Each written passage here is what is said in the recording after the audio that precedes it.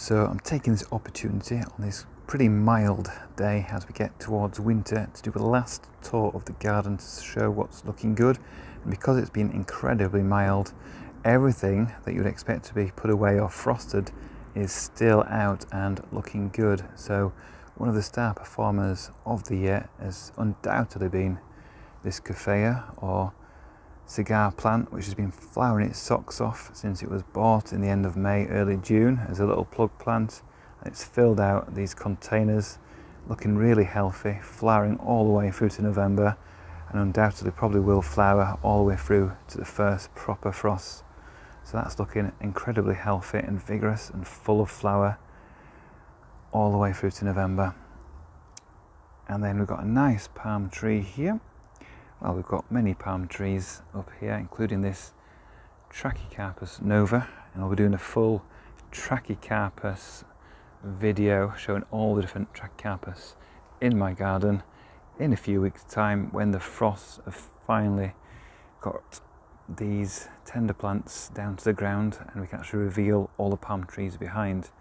But before that, I'm enjoying the fact that it's still mild and everything can still stay out. Although I have taken some cuttings already of the very tender plants just in case we get the frosts.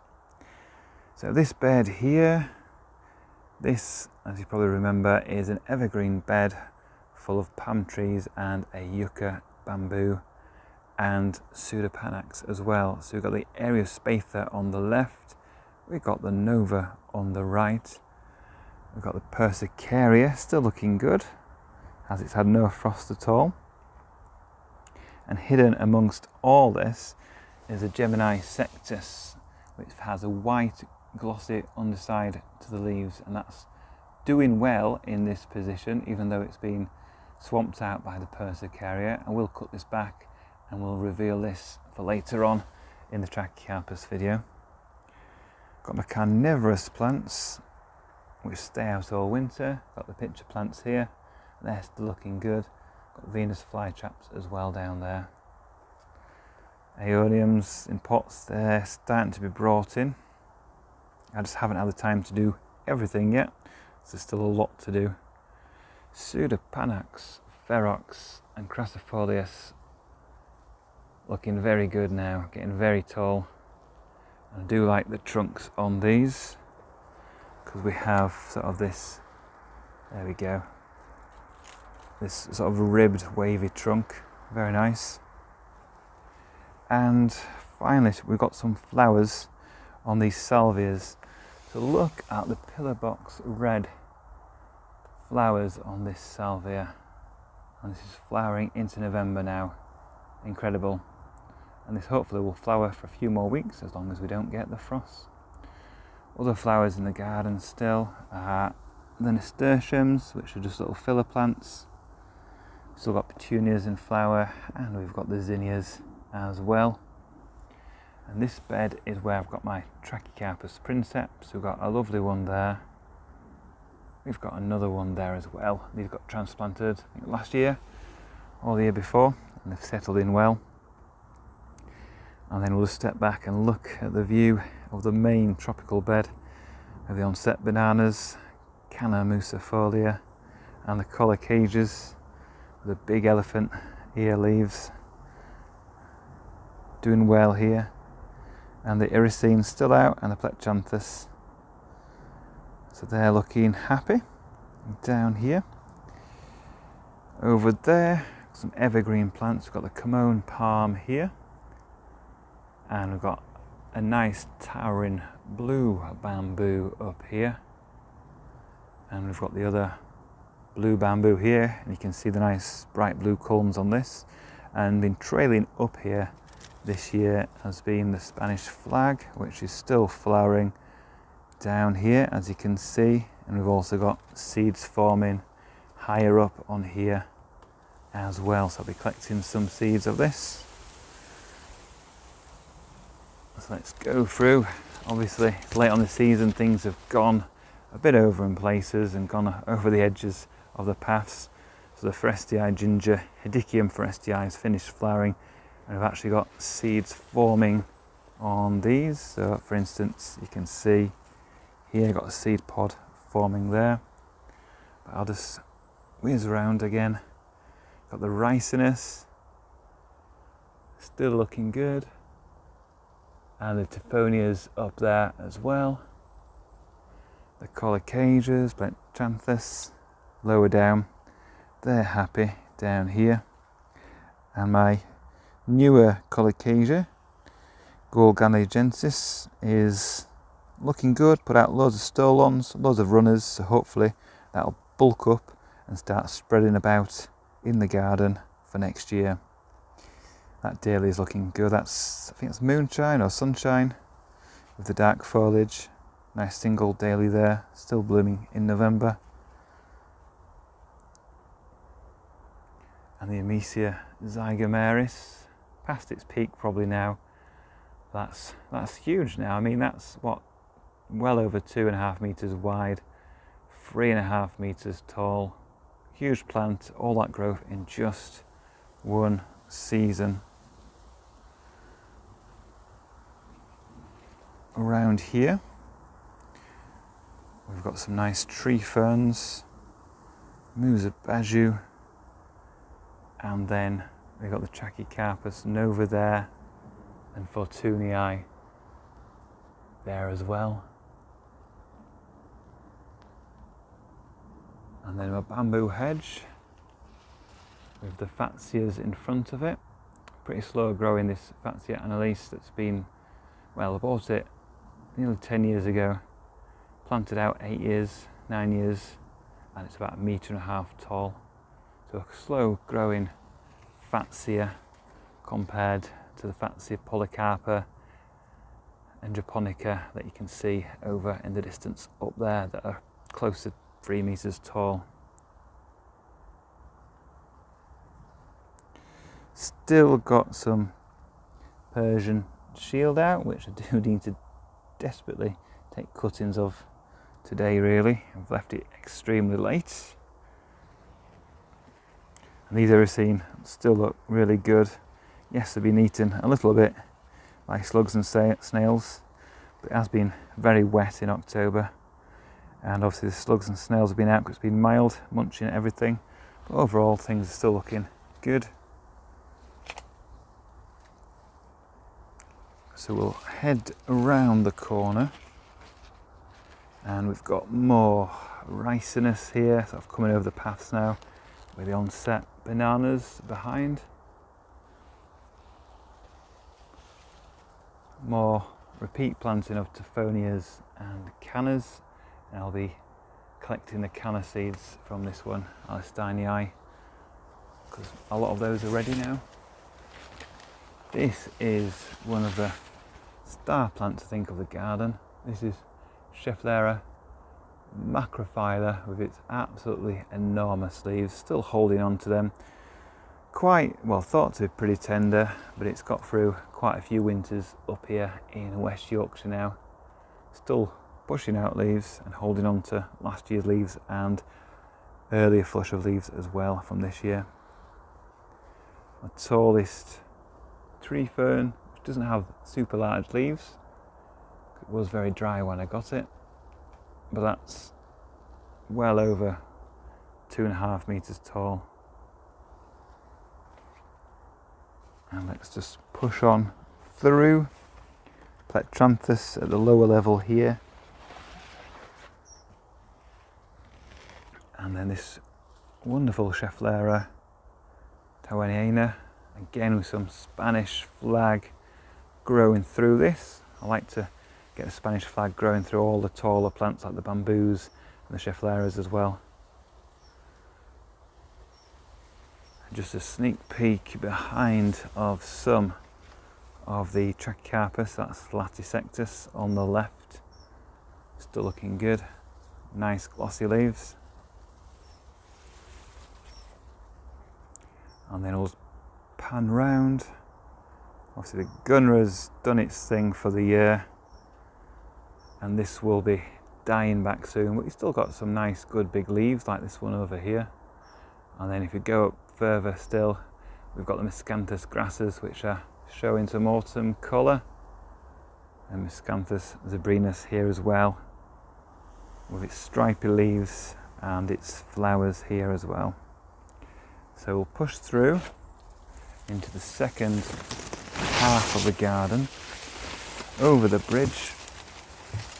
We've still got plenty of passion flowers on the archway, but the chocolate vine has finished fruiting and dropped all its fruit and deposited millions and millions of seeds on the bridge, which I'll be sweeping away soon. Trachycarpus here again, princeps, got a couple down here. That one's looking good on the right, nice big leaves on that one.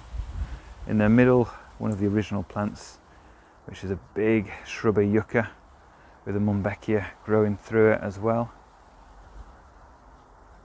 Bamboo in the background. And as we pan through here, just turn the waterfall off for now. We've got some Gunneria tinctorias here. More palm trees. And xanthidicias around the pond as well as the phormiums.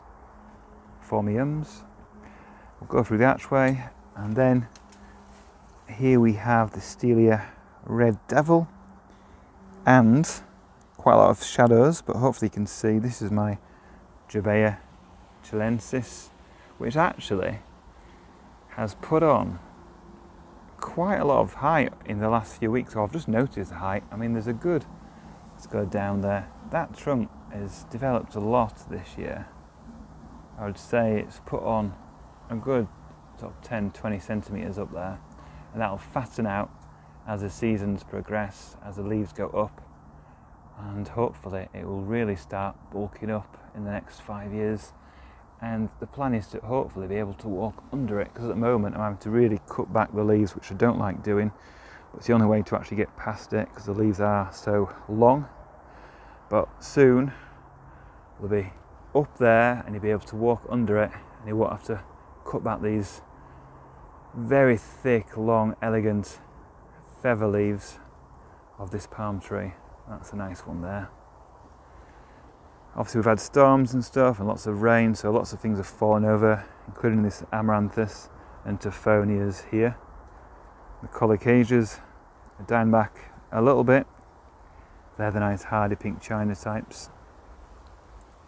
And similar on the other side, loads of colocasias here, some looking still nice and fresh, like this bunch here. And we'll just have to struggle on through, past all the Persicaria red dragon.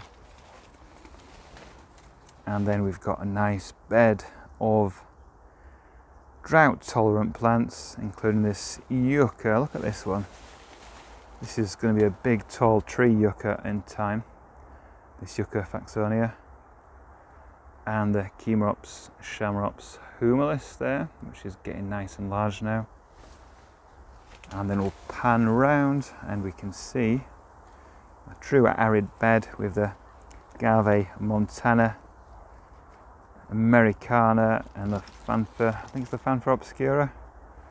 I'll have to double check the name on that one, hidden behind the Briar and Marta, which is still looking in top nick this late in the season. Yucca rostrata, Yucca linearis, which is still looking good. Don't protect these at all. Look how much that's bulked out. Beautiful blue thin leaves, looking really nice. That's a nice cerifera.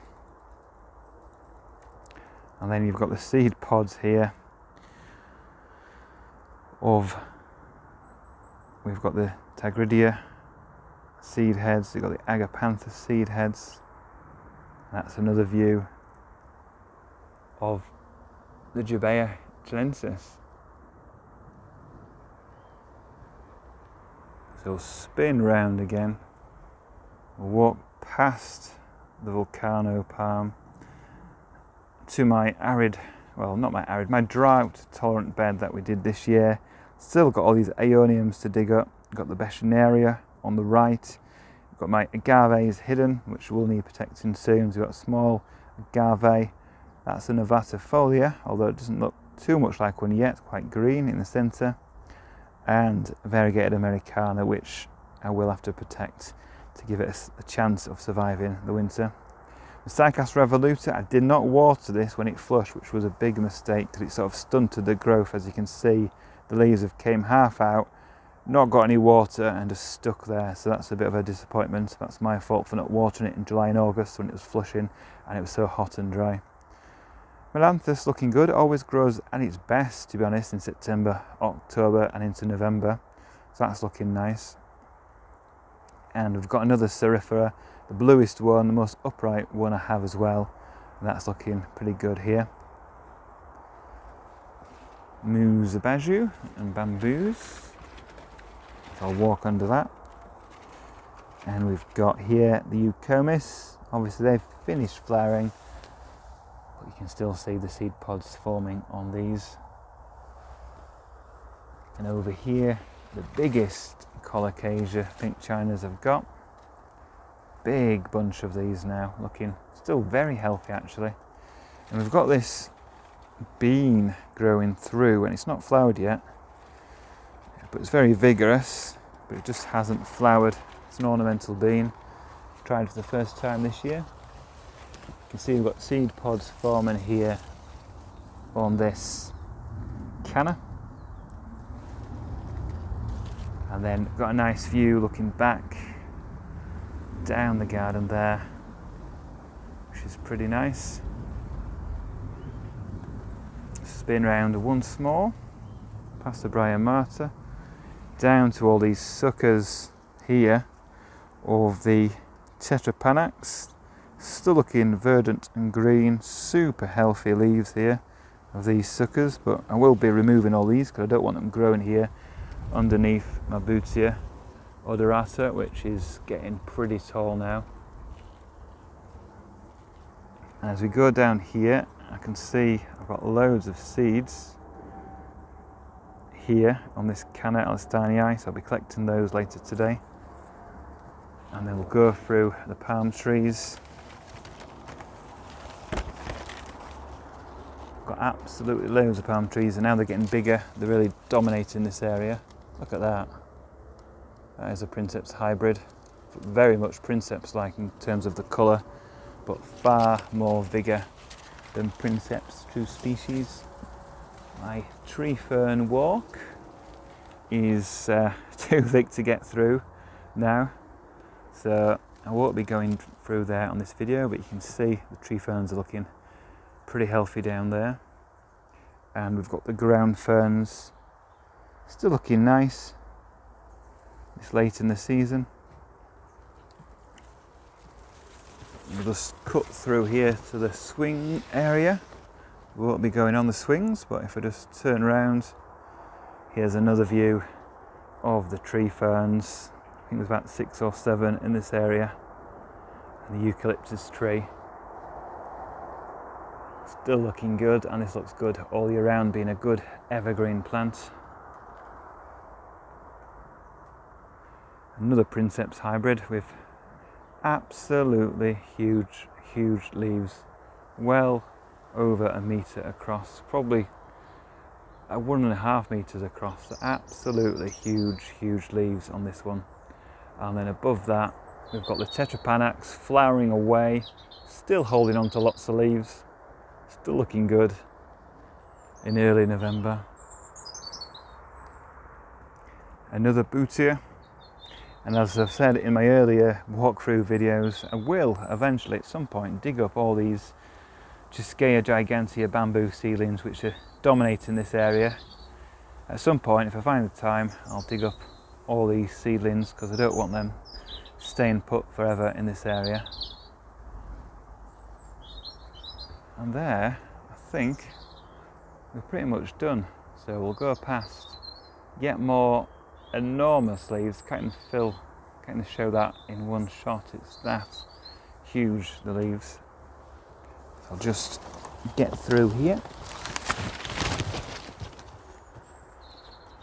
So that's what my garden looks like in early November.